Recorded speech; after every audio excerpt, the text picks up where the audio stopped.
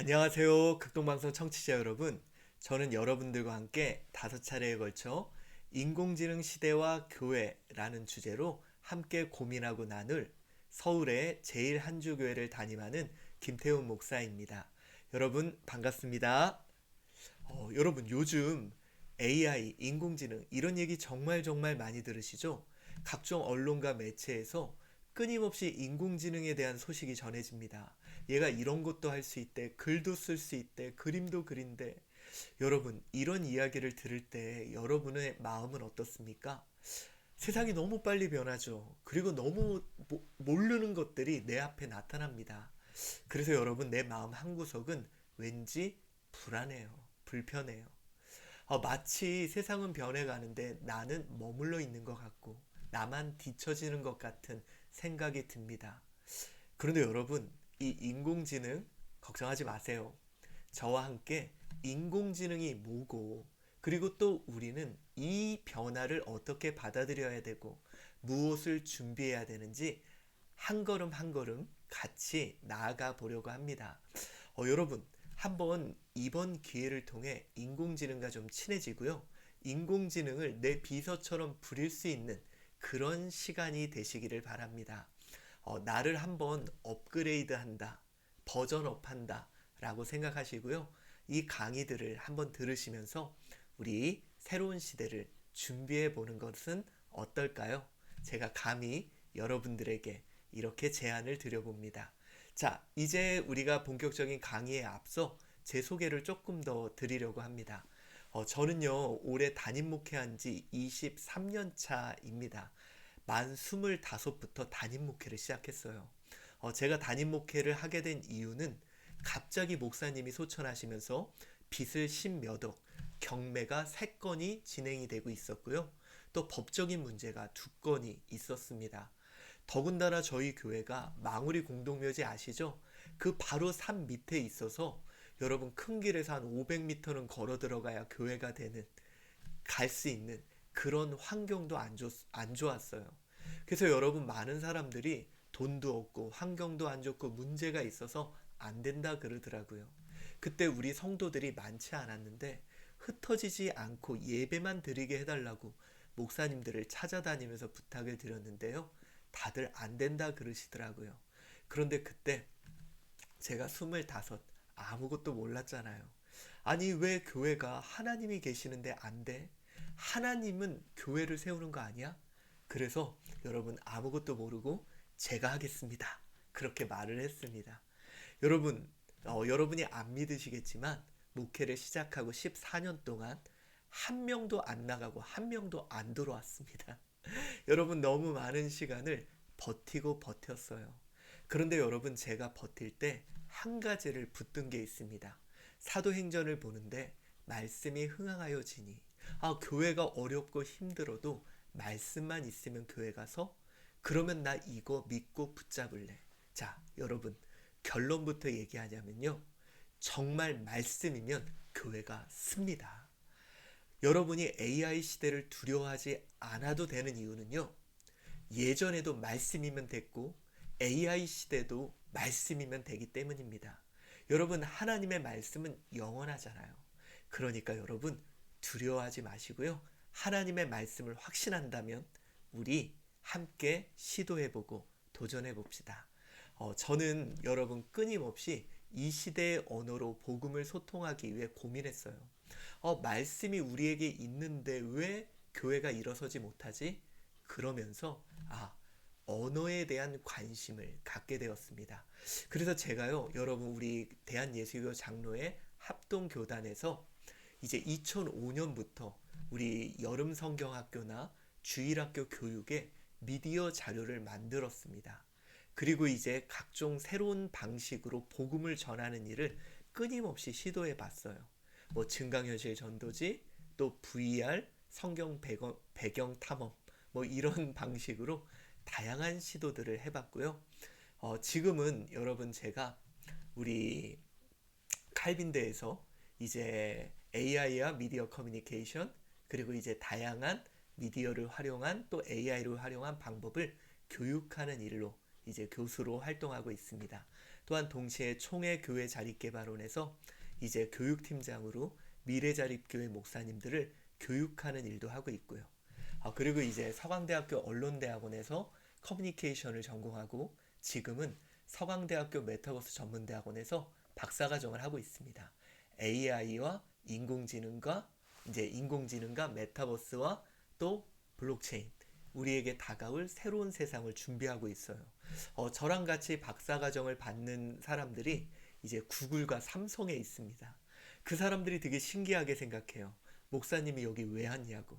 근데 여러분, 누군가는 목회자 중에 다가올 미래를 준비하고 그곳에서 다가올 미래를 바라보고 또 우리 교회들에게 그 준비와 대비 사항을 알려줘야 되지 않겠습니까? 그래서 여러분, 제가요 잘 모르지만 가서 열심히 씨름하며 다가올 미래를 준비하고 있습니다. 여러분 더욱더 기도해 주시고요. 제가 한국 교회에 이 미래에 또 다가올 이 새로운 세상에 잘 준비하고 전할 수 있도록 또 많은 기도 부탁드립니다. 자, 이제 오늘 첫 번째 시간입니다. 인공지능 시대가 시작되다. 근데 여러분, 이제는 시작된 걸 넘어서서 생활화되고요. 우리의 삶의 영역에 깊숙이 들어와 버렸습니다. 실제로 여러분, 이번에 우리 라스베가스에서 있었던 이제 CES에서 이제는 동반자 AI에 대한 그런 개념으로 AI가 다가오고 있다는 거예요. 그동안에는 우리의 삶에 한 발짝 떨어져서 학습되고 발전해 왔다면 이제는 우리의 삶 곳곳에 깊숙이 AI가 이제는 동반자로 자리하게 되는 원년이 될 겁니다. 여러분, 얼마 전에 이제 유행했던 그 지브리풍으로 그려달라 아시죠? 여러분, 챗GPT에 그림을 그리는 기능이요 갑자기 또 발전을 했습니다. 자, 여러분, 여기 그림이 하나 있는데요. 챗GPT에 이 사람들을 지브리 스타일로 그려줘. 여러분, 지브리가 뭐냐면 일본의 애니메이션, 뭐 센가 치히로의 뭐 이런, 그리고 또 토토로, 이런 그림 스타일, 그림풍으로 그려줘 라고 치면 1분도 안 돼서 이렇게 지브리 스타일로 만화 영화처럼, 만화 장면처럼 그렇게 그림을 그려줍니다. 여러분, AI의 이런 변화의 속도가 정말 빨라요. 자, 우리가 이제 AI에 대해서 이야기를 하려면 2022년 11월 30일 챗GPT가 우리 앞에 처음 등장하게 됩니다. 물론 여러분, AI는 그 이전부터 있었어요.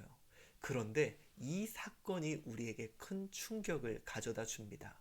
근데 많은 분들이 그런 생각을 해요.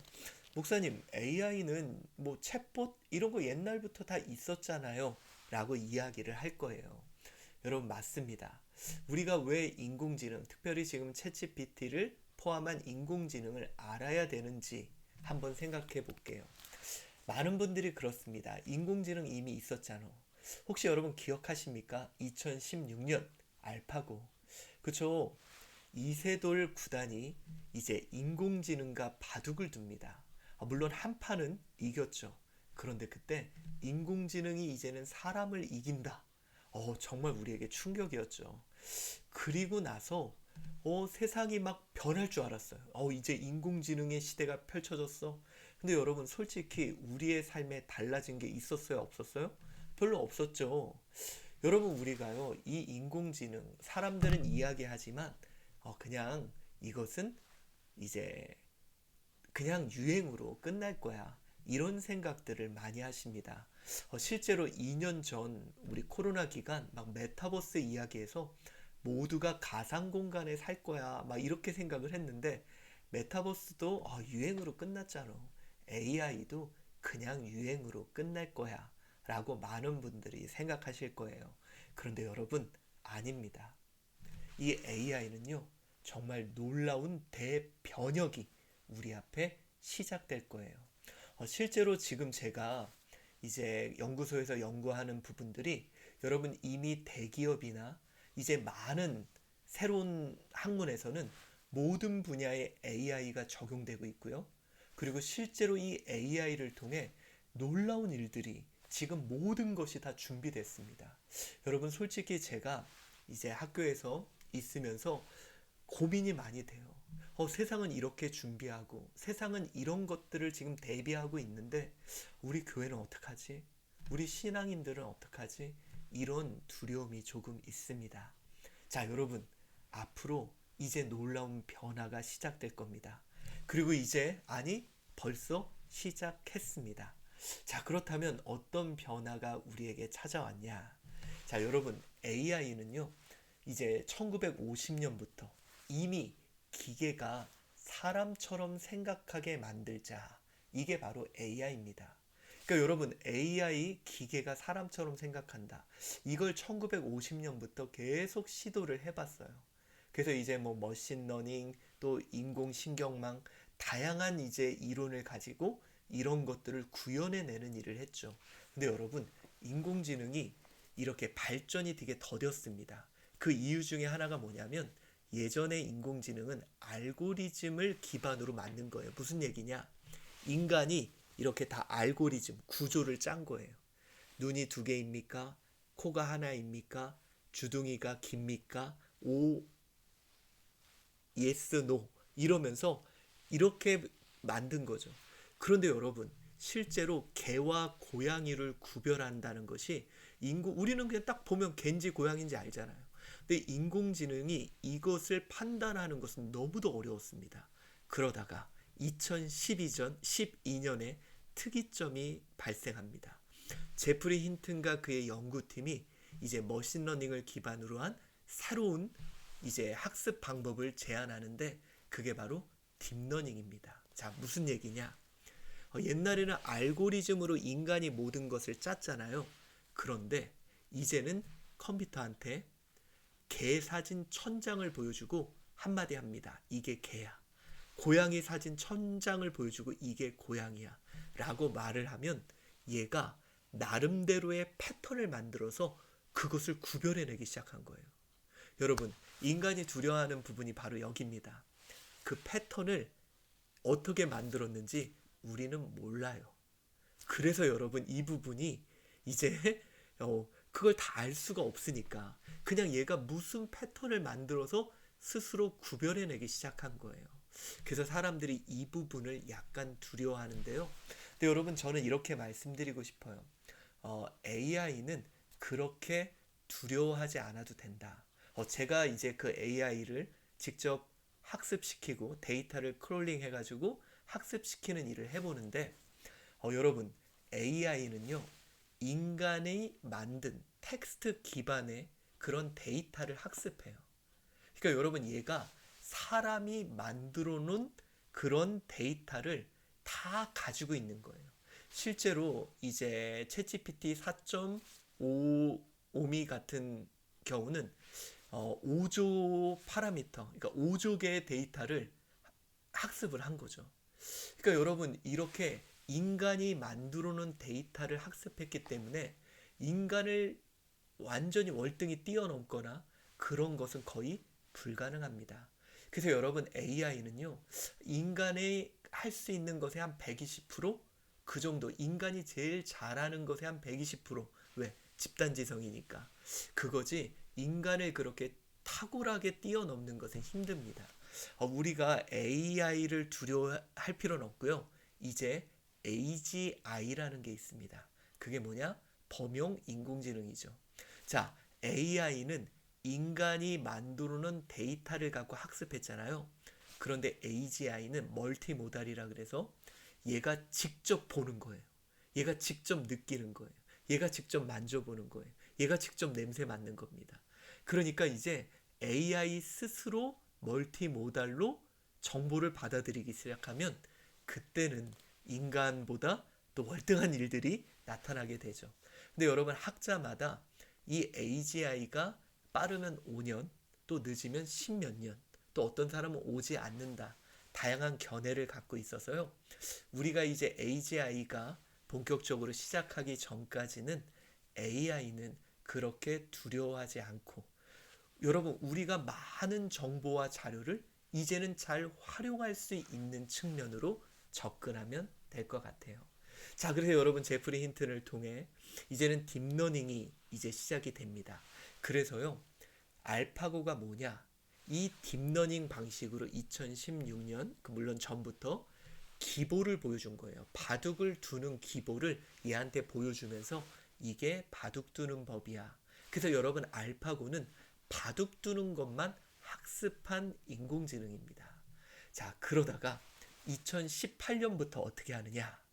이제는 얘한테 전 세계에 있는 데이터를 학습시키기 시작합니다. 그래서 여러분 이 AI, 이 초거대 인공지능이라고 부를 수밖에 없는 게 이제는 구글, 뭐 오픈 AI, 마이크로소프트, 뭐 이렇게 큰 정보가 많은 곳만 할 수 있는 거예요. 왜? 그걸 학습시키니까. 그래서 여러분 이제는요, 뭐 예를 들어서 제미나이 같은 경우는 이제는 뭐 더 이상 학습시킬 데이터가 없을 정도로 다 학습을 시켰다는 거예요. 그래서 여러분 지금 실제로 AI가 학습해서 발전되는 속도가 거의 멈춰가는 상황입니다. 그리고 이 AI라는 게 특징이 뭐냐? 재밌습니다. GPU라고 들어보셨죠? 이게 뭐냐? 그래픽 카드? 예. 근데 이 GPU가 그 만장을 붙여놨더니 얘가 생각을 못하는 거예요. 근데 10만 장을 붙여놨더니 마치 인간의 신경세포처럼 얘가 안 되던 것이 막 되는 겁니다. 그래서 여러분 지금은요, 막 이제 규모의 법칙이라고 GPU를 많이 붙일수록 성능이 좋아지고, 그리고 또 데이터를 많이 이제 학습시킬수록 성능이 좋아지는. 그런데 현재 이제 데이터는 더 이상 쓸 데이터가 없다. 이제 여기까지 오게 된 거죠. 자, 그래서 이제 문제는 뭐냐? 얘가 학습을 넘어서서 인간만이 할 수 있었던 영역들을 하기 시작합니다. 여러분, 이제는 뭐냐? 인간만이 창작했잖아요. 근데 얘가 글도 쓰는데요. 글도 너무 잘 써요. 어떤 분은 그러실 거예요. 아니, 목사님, 그래도 인간의 감정은 구현하지 못하지 않냐고. 아닙니다. 얘가 인간의 그런 어떤 감정의 패턴도 학습했기 때문에 여러분 실제로요, 제가 어떤 목사님과 사모님들이 계시는 그런 세미나를 인도할 때 수고하고 계시는 목사님과 사모님을 위해 시를 만들어줘 라고 했더니 여러분 그거를 읽어 들었더니 거기 계신 분들이 눈물을 흘리기도 했습니다. 여러분 나아가 이제 제가 다음 시간에 보여드리겠지만 음악을 만드는데요, 정말 잘 만들어요. 여러분 이제는 그 인공지능이 인간만이 했던 영역을 그가 이제 인공지능이 생산해내기 시작합니다. 실제로 여러분 지금 많은 인공지능이 그림도 그리고 또 동영상도 만들고, 소라 같은 경우는 동영상도 만들고, 미드저니와 같은 경우는 그림도 만들고, 다양한 형태로 생성하는 그런 인공지능으로 발전하고 있다는 거예요. 자, 이제 여러분 이런 가운데 우리는 고민이 됩니다. 이 인공지능 과연 우리는 어떻게 해야 될까? 인간이 할 수 있는 영역을 AI가 한다면 우리는 더 이상 할 것이 없는 거 아닌가, 이런 생각을 하실 거예요. 실제로요, 여러분 미국에서 로펌이나 이제 무슨 프로그래머 중에 사람들이 잘려나가고 있습니다. 왜냐하면 인공지능이 이제 그 자리를 차지하는데 대부분 잘려나가는 것이 어디냐? 바로 1년 차부터 5년 차가 잘려나간대요. 그러니까 뭐냐면 신입들이 잘려나가는 거죠. 그 얘기가 뭐냐면 이 신입들이 하는 것이 그거잖아요. 자료를 정리하고, 자료를 모으고 정리하고, 그리고 그것을 이제 구조화하는. 근데 여러분 그것들이 필요 없다는 것은 뭐냐? 그런 역할은 이제는 인공지능이 한다는 거예요. 다시 말해 뭐냐? 지시하는 사람은 있고 지시받는 사람은 사라지고 있다는 겁니다. 여러분 혹시 아이언맨이라는 영화를 보셨어요? 거기 주인공이 어떻게 하냐면 AI에게 지시합니다. 이거 이렇게 해주고 이거 이렇게 만들어줘. 요건 이렇게 기획해봐. 지시하는 사람이 있고 지시를 받아 시행하는 인공지능이 있습니다. 자, 여러분 누가 그런 얘기를 하더라고요. 앞으로 세상은 두 종류가 될 거다. AI에게 지시하는 사람이 있고 AI에게 지시받는 사람이 있다. 그런데 지시받는 사람은 곧 로봇으로 대체될 거다라는 말을 합니다. 자, 여러분, 이제 이 AI 정말 좀 때로는 두렵기도 하고 이 새로운 변화가 우리는 정말 힘들기도 하는데요. 근데 현재는 지금 이 인공지능이 어디 정도 수준까지 왔냐면 우리가 이제 IQ로 볼 때 인간의 IQ가 이제 한 120 정도의 IQ. 그러니까 여러분 뭐라 그럴까요? 인간이 이 발전 속도가 너무너무 뛰어나요. 여러분 챗GPT 3.5만 해도 얘가 좀 멍청해 이런 생각이 들었거든요. 그런데 여러분 지금 뭐 챗GPT 4.0, 4.5 그리고 이제 5원 이런 식으로 점점 그 속도가 아주 빨라지고 있습니다. 실제로요, 여러분 인공지능으로 이제를 어떤 뭐 인공지능이 무슨 뭐 미국 수능 시험을 아주 우수한 아주 우수한 성적으로 그렇게 합격을 하기도 하고요. 변호사 시험, 뭐 각종 올림피아드 이제는 최상위권으로 통과하기 시작합니다. 그리고 나아가 이제 뭐 예를 들어서요. 파킨슨병 같은 경우 인공지능을 통해서 이제 그 치료법을 찾아내고 실제로 여러분 반도체 설계하는 게 정말 어려운데요. 인간의 1000배 속도로 이것이 설계가 가능해지는 이 인공지능의 발전 속도가 정말로 실제로